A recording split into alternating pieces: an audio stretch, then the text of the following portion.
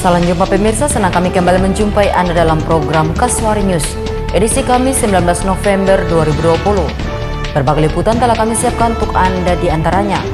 Sejak Agustus 2020, dokumen kependudukan menggunakan kertas putih. Kapolda Papua Barat lakukan kunjungan kerja ke Teluk Bondama. Dua informasi tersebut yang kami rangkai di berita utama kami hari ini mengenai tuntut usus dugaan korupsi di Sorsel, Parlemen jalan demo di depan Kejaksaan Tinggi Papua Barat. Bersama saya Linda Sen, segera kita awali Kasuari News lengkapnya.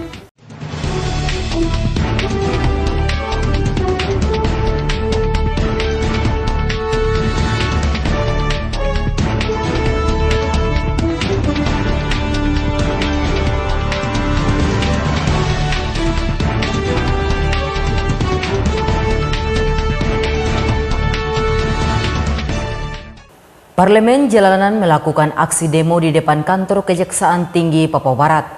Dalam aksi itu mereka meminta agar dugaan tindak pidana korupsi di Kabupaten Sorong Selatan bisa segera diusut. Di PT Emaskan serupa dengan kasus pengadaan kapal LCT.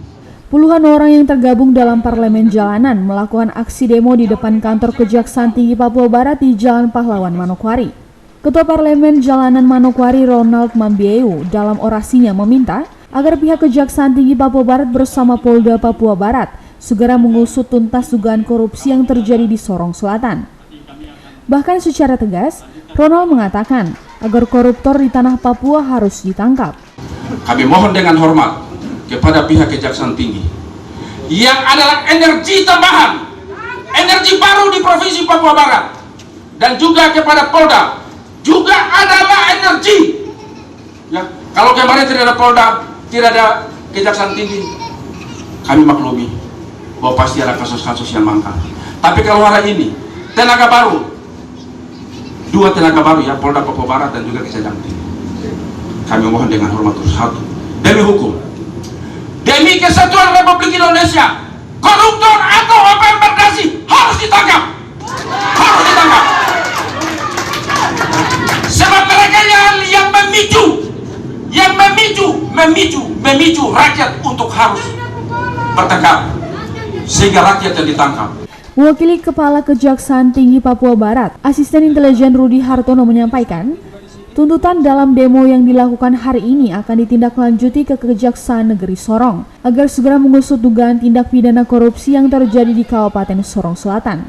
Pertama, saya terima kasih atas dukungan dari teman-teman Parlemen Jalanan. Apa tadi yang disampaikan akan kami teruskan ke Kejaksaan Negeri Sorong.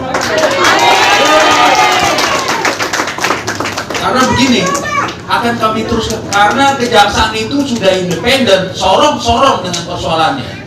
Kejaksaan Tinggi dengan persoalannya sendiri. Kita hanya memonitor agar pelaksanaannya berjalan dengan baik.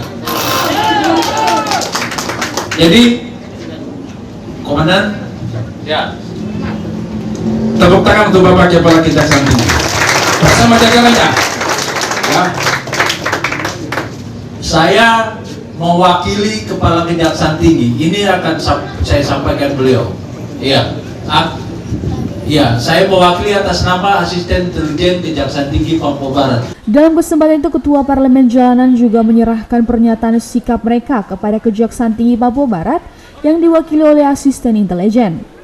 Dalam pernyataan sikap itu, terdapat 3 poin, salah satunya Kejati Papua Barat harus tegas dan transparan dalam menyikapi kasus dugaan tindak pidana korupsi. Natalindo Kerawai mengabarkan. Menyerahkan pernyataan ini kepada Kepala Kejaksaan dalam hal ini yang diwakili, ya, Asintel.